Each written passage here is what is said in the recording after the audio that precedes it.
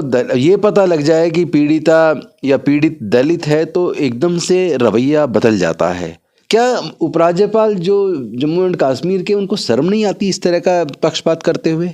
ये तो अभी करंट चेक कर रहे हैं और अगर इसका ज़बरदस्त तरीके से विरोध नहीं हुआ तो आने वाले समय में पूरे देश से सभी प्रकार के आरक्षण को ये लोग ख़त्म करवाएंगे कोर्ट से। उसमें ना तो इस पे बात हुई कि भाई क्या उनकी शैक्षणिक स्थिति कैसी है, उनकी आर्थिक स्थिति कैसी है, उनकी सामाजिक स्थिति कैसी है, जिनको ईडब्ल्यूएस का रिजर्वेशन दिया जा रहा है उसका कोई सर्वे है या नहीं है।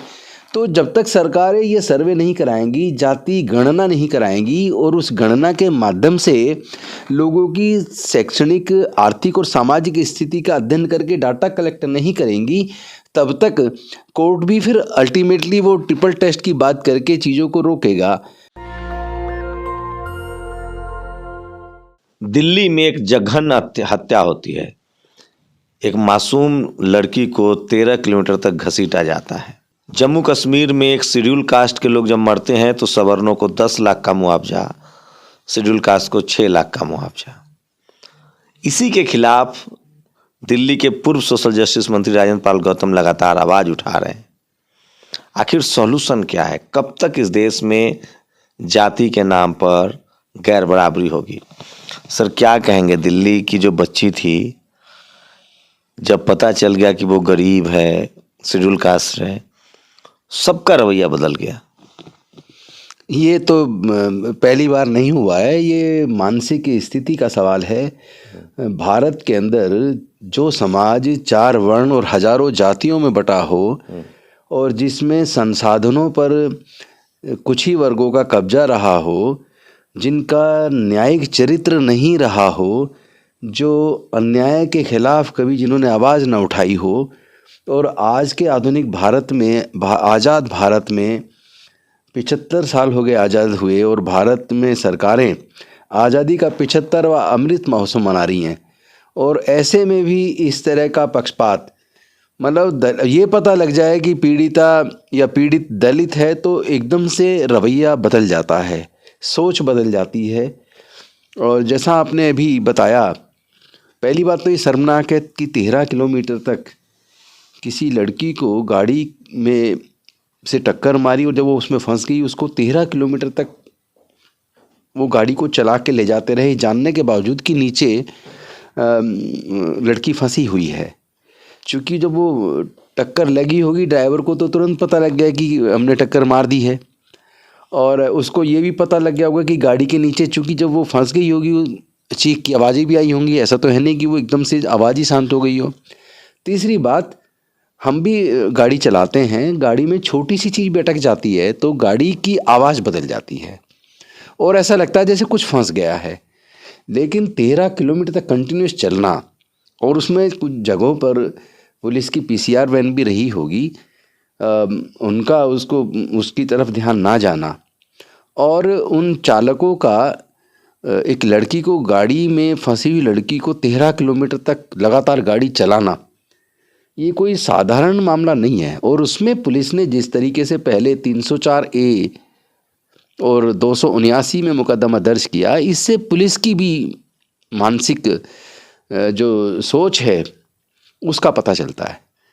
जबकि तो clear culpable homicide not amounting to murder है, या बल्कि इसको तो मर्डर ही कह दीजिए।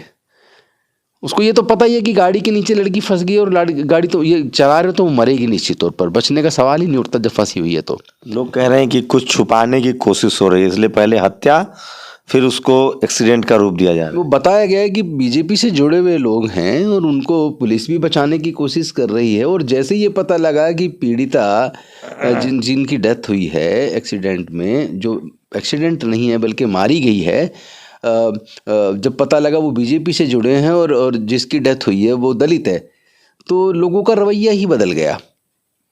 और इससे ज़्यादा शर्मनाक नहीं हो सकता। और इस एक और एग्जांपल जो आपने अभी दिया, जो जम्मू एंड कश्मीर के अंदर जो आतंकवादी गतिविधि में कुछ लोग मारे गए और मरने वाले स्वर्णों को 10-10 लाख रुपए मुआवजा और परिवार के एक सदस्य को सरकारी नौकरी, और दलितों को 5 लाख मुआवजा, 6 लाख रुपए, 1 लाख अलग से फिर वो डीएम ने किया, तो 6 लाख रुपए मुआवजा और कोई नौकरी नहीं। मतलब किस तरह के लोग हैं, भारत को कैसे लोग चला रहे हैं? क्या उपराज्यपाल जो जम्मू एंड कश्मीर के, उनको शर्म नहीं आती इस तरह का पक्षपात करते हुए? ऐसी जातिवादी सोच जब तक खत्म नहीं होगी तब तक भारत तरक्की कैसे करेगा, दुनिया के सामने मुकाबला कैसे करेगा? और ऊपर से इसके ऊपर केवल दलित ही क्यों बोले? क्या बाकी लोगों को यह अन्याय नजर नहीं आता?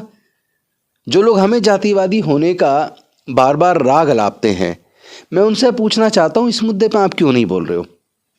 जब किसी के साथ जुल्म होता है, जुल्म के खिलाफ आप लोग क्यों नहीं बोलते? दलित के साथ जुल्म और दलित ही बोले, ये क्यों, ऐसा क्यों? क्या कहेंगे, यूपी में ओबीसी का आरक्षण नगर निकाय में खत्म हो जाता है एकाएक?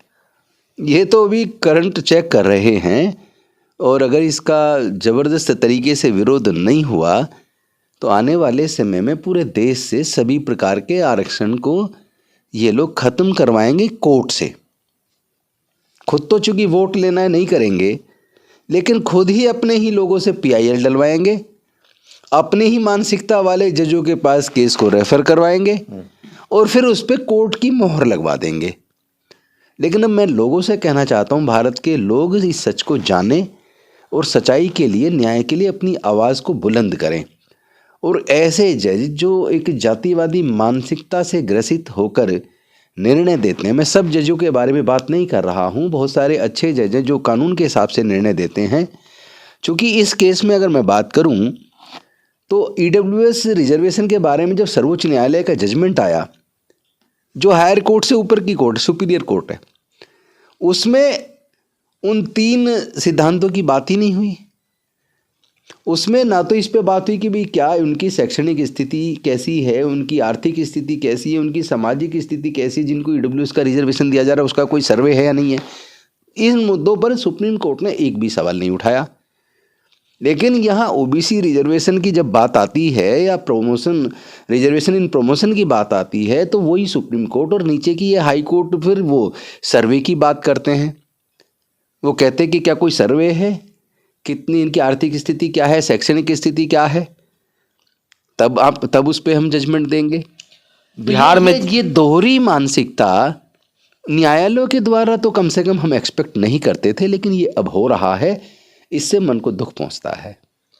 बिहार में जाति जनगणना शुरू हो गई, क्या लगता है ये बड़ा कदम है 2024 से पहले और पूरे देश में? ये भारत के लिए बहुत ही क्रांतिकारी कदम है, और मैं नेशनल दस्तक के माध्यम से देश की सरकारों को, सारे राज्य सरकारों को और केंद्र सरकार से निवेदन करना चाहता हूँ, आप जल्दी से जल्दी जातिगत जनगणना सभी की करा दीजिए, ताकि पूरे देश के लोगों की उनके जाति के हिसाब से भी उनकी आर्थिक स्थिति कैसी है, उनकी सामाजिक स्थिति कैसी है, उनकी शैक्षणिक स्थिति कैसी है, ताकि सर्वोच्च न्यायालय ने जो ट्रिपल लेयर, जो एक जो 3 जो सिद्धांत की बात की है कि एडिकेट रिप्रेजेंटेशन होना चाहिए, ट्रिपल टेस्ट, जो ट्रिपल टेस्ट की बात की है, जिसमें एक एफिशिएंसी है और दूसरा एडिक्वेट रिप्रेजेंटेशन होना चाहिए, और तीसरी जो बात महत्वपूर्ण कही है वो कही है कि उनका सर्वे होना चाहिए, डाटा होना चाहिए सरकारों के पास।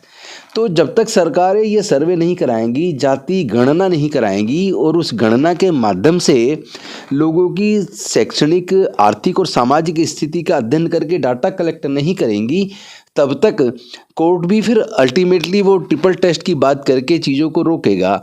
तो जब सुप्रीम कोर्ट की स्वयं जजमेंट है एम नागराज वाले केस में, उन्होंने खुद सुप्रीम कोर्ट, माननीय सुप्रीम कोर्ट ने कहा है ट्रिपल टेस्ट के बारे में, उन्होंने कहा है कि भाई एफिशिएंसी को स्टेक डाउन नहीं करना है, बिल्कुल सहमत है, कोई दिक्कत नहीं है।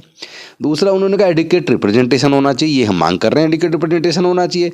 लेकिन तीसरी बात जो उन्होंने कही है कि इसके लिए सरकारों को डाटा कलेक्ट करना चाहिए, सर्वे करना चाहिए, लेकिन जब तक आप जाति की गणना नहीं कराएंगे, उनकी शैक्षणिक, आर्थिक और सामाजिक स्थिति का अध्ययन नहीं करवाएंगे, जब तक आपके पास डाटा नहीं होगा, तो तब तक आप उनके लिए योजनाएं कैसे बनाएंगे?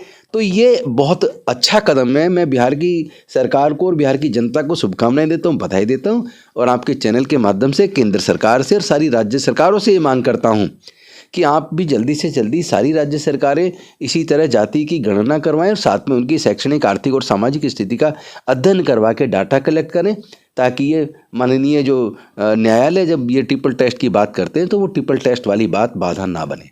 एक आखिरी सवाल, सुप्रीम कोर्ट हाई कोर्ट के जजों की गिनती आंकड़ा जारी है। लगभग 422 जो जजेज हैं उसमें 79% सवर्ण समाज के जज हैं। इसमें कोई आश्चर्य करने वाली बात नहीं है। हाई कोर्ट और सुप्रीम कोर्ट में जज बनने का जो रास्ता कॉलेजियम से निकलता है और कॉलेजियम में बाकी वर्ग के लोगों का प्रतिनिधित्व नहीं है और सरकारों में भी उनकी उतनी सह नहीं है कि उनके नाम को वहाँ तक भेज सकें, तो निश्चित तौर पर फिर वर्चस्व उन्हीं का रहेगा। और बल्कि यहाँ तक देखने में आया है कि 250-300 परिवार हैं, 50% लोग तो केवल उन परिवारों से ही आते हैं। आपको कितने ऐसे जजेज मिलेंगे जो माननीय सर्वोच्च न्यायालय से चीफ जस्टिस रहे, उनके बेटे, उनके पोते, वो भी सारे हाई कोर्ट और सुप्रीम कोर्ट में जज बन रहे हैं। मेजॉरिटी आपको ऐसे लोग मिलेंगे। तो इससे मैं समझता हूँ कि एफिशिएंसी वाली बात ख़त्म हो जाती है, मेरिट वाली बात ख़त्म हो जाती है, क्योंकि वहाँ तो रिश्ते चल रहे हैं। तो सोचिए, जो जज फैसला देते हैं वहाँ ही डाइवर्सिटी नहीं है, जबकि भारत का संविधान डाइवर्सिटी की बात करता है, भागीदारी की बात करता है। और वही हाल मीडिया में है। ऐसी खबरें भी आपको टीवी अखबार में नहीं मिलेंगी। न वो सो कॉल्ड सवर्ण लिबरल यूट्यूबर्स जिनके आप दीवाने हैं, हिंदू मुस्लिम पर प्रो मुस्लिम दिखते हैं, जिनके आप दीवाने हैं, वो भी SC ST OBC माइनॉरिटी के जो कॉन्स्टिट्यूशनल राइट्स है, हक अधिकार है, उस पर बात नहीं करेंगे। ऐसी खबरें सिर्फ आपको नेशनल दस्तक पर ही मिलेगी। आपकी प्रतिक्रिया बहुत ज़रूरी है। शुक्रिया सर, हमें समय देने के लिए। धन्यवाद। शंभू कुमार सिंह, नेशनल दस्तक, दिल्ली। नेशनल दस्तक की आपसे गुजारिश है कि अगर इसको बचाना चाहते हैं तो नेशनल दस्तक को सब्सक्राइब करने के लिए रेड कलर के सब्सक्राइब बटन को दबाएं, फिर बेल आइकन की घंटी दबाएं। नेशनल दस्तक को बचाने के लिए बहुत जरूरी है कि हर खबर को शेयर करें, लाइक करें, कमेंट जरूर करें।